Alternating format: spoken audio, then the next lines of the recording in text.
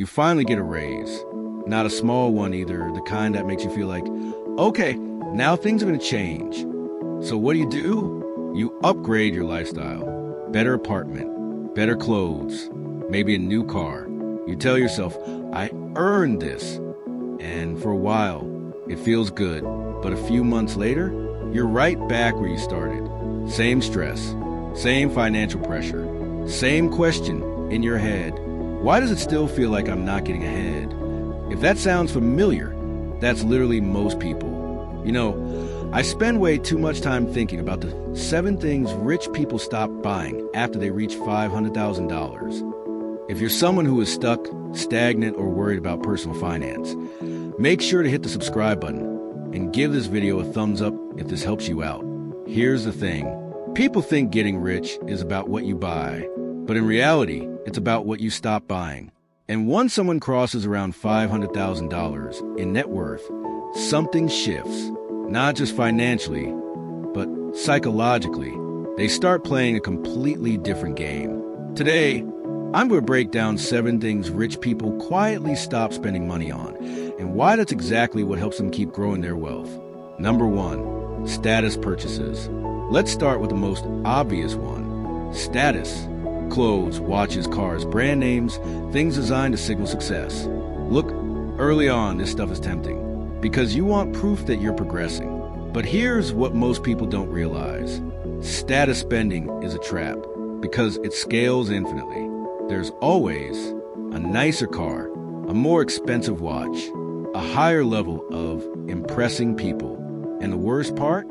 Most of the people you're trying to impress aren't paying attention. Now, you might be thinking, but don't rich people buy luxury stuff? Some do, but the difference is this. They buy it after wealth is secured, not instead of building it. Someone with $500,000 plus starts asking, does this improve my life or just my image? That question alone can save you tens of thousands per year. Number 2, high monthly car payments. This one hits a lot of people because cars are emotional. They represent success, freedom, and identity. But financially, they're one of the worst wealth killers. Let's do the math. A $700 per month car payment is $8,400 per year. Invest that instead at 8% over 20 years, that's over $400,000. From one decision. This is where it gets really interesting. People who build wealth stop seeing cars as status symbols.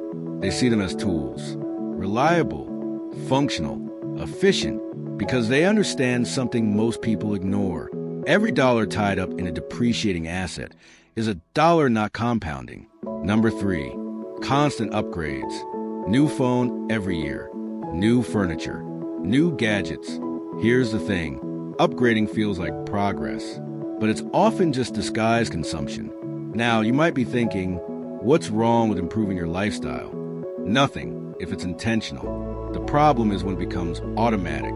Here's what most people don't realize. Small upgrades create permanent expenses.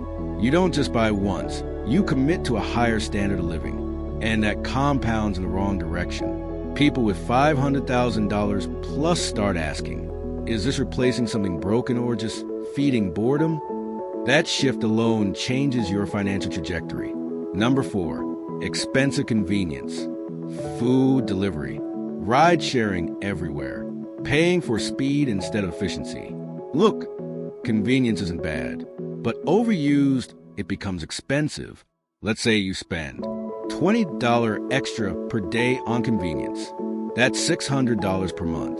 $7,200 per year.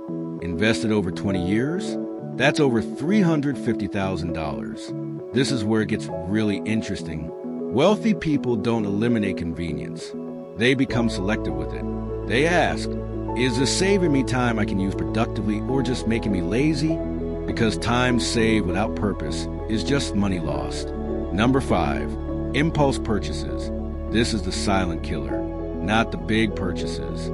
The small, emotional ones. $50 here, $100 there. Things you don't even remember buying.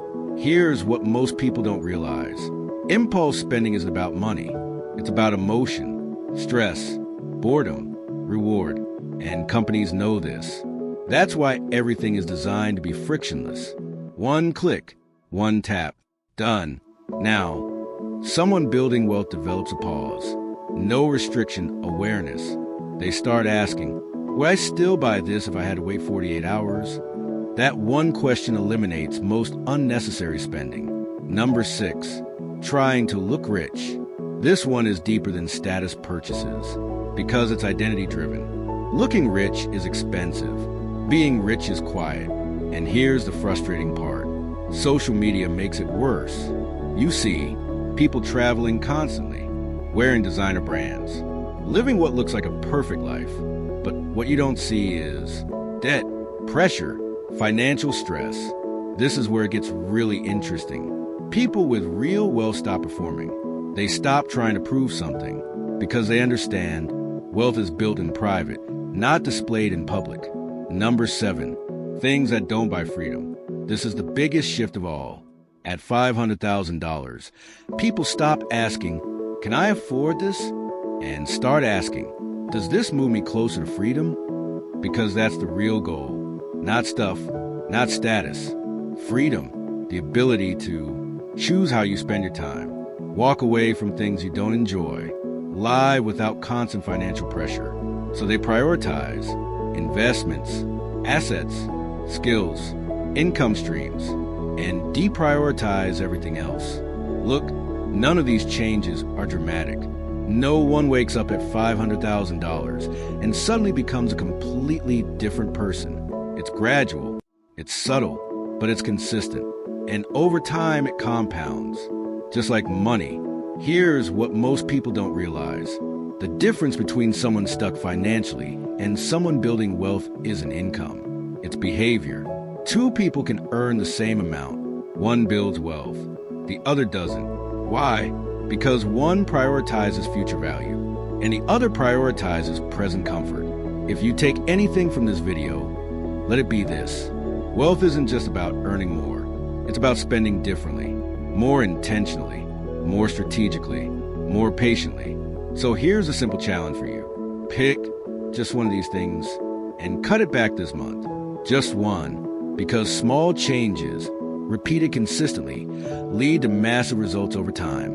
And if this video made you think differently about money, make sure to hit subscribe, give a thumbs up, and drop a comment. Which of these habits are you going to change first?